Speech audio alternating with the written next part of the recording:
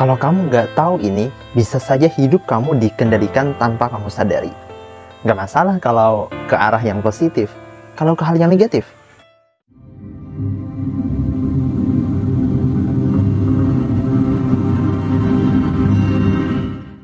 Seperti proyektor, pikiran bawah sadar kita mengirimkan getaran ke semesta sesuai data atau program yang kita install ke sana, maka yang terjadi di kehidupan kita hanyalah proyeksi dari apa yang dipancarkan oleh pikiran bawah sadar tersebut. Lalu muncul pertanyaan, bagaimana sih data atau program itu masuk ke bawah sadar? Seperti yang sudah kita ketahui, di antara zona sadar dan bawah sadar itu ada batas yang disebut dengan RAS atau Reticular Activating System, yang kita umpamakan itu seperti pintu pembatas yang dia bisa membuka dan menutup. Ketika pintu ini terbuka, maka data-data atau informasi-informasi yang diterima masuk ke bawah sadar dan memperbesar potensi untuk termanifestasi. Apa sajakah itu? Ini dia 5 hal yang membuat pintu ini terbuka. Yang pertama, figur otoritas.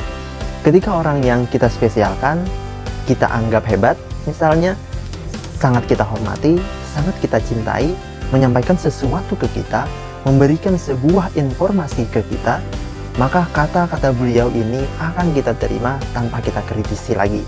Figur otoritas ini bisa guru, bisa orang tua, pemimpin yang kita hormati, orang yang kita anggap lebih berilmu dari kita, suami atau pasangan yang sangat kita cintai.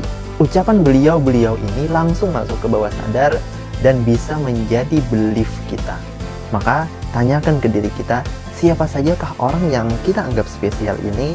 Kemudian kita evaluasi kembali, apakah hal-hal yang disampaikan beliau itu memberdayakan kita ataukah tidak? Jika sudah terlanjur, ternyata ada program kurang memberdayakan yang terinstal tanpa sengaja dari figur kita ini, maka kita bisa hapus dan ganti programnya melalui bantuan figur yang lain. Atau bisa juga program baru itu kita masukkan lewat pintu-pintu yang lain, yang selanjutnya. Yang kedua, repetisi atau pengulangan. Ketika suatu informasi atau program diulang-ulang, maka lama-kelamaan ia akan masuk ke dalam bawah sadar, menjadi kuat dan semakin kuat. Cek lagi, apa yang sering kamu ulang-ulang dalam hidup kamu?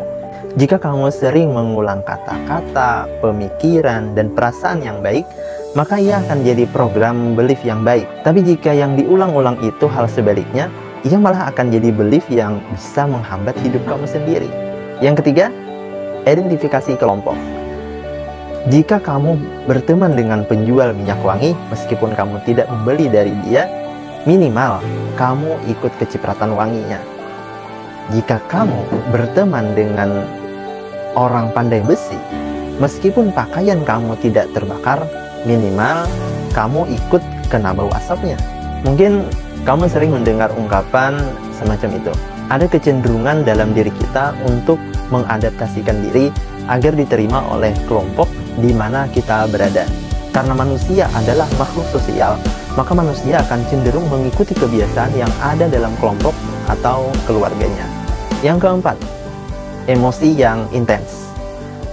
Ketika suatu pengalaman terjadi disertai dengan emosi yang intens, emosi yang kuat, misalnya sangat sedih, sangat marah, sangat gembira, sangat takut, sangat terkejut, dan emosi lain yang didahului dengan kata sangat, maka hal itu dapat sangat membekas di pikiran bawah sadar. Misalnya ketika anak kecil memegang balon, dia sangat gembira ketika itu.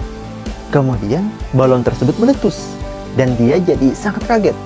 Maka anak itu akan takut dengan yang namanya balon. Yang kelima, kondisi gelombang otak alfa. Sebenarnya kondisi gelombang alfa secara alamiah sering kita alami. Misalnya ketika kita mengantuk saat sebelum kita tidur dan setelah kita tidur. Dalam kondisi itu, informasi akan lebih mudah masuk ke wilayah bawah sadar kita. Ketika kita masih anak-anak, kita dominan berada dalam kondisi alfa.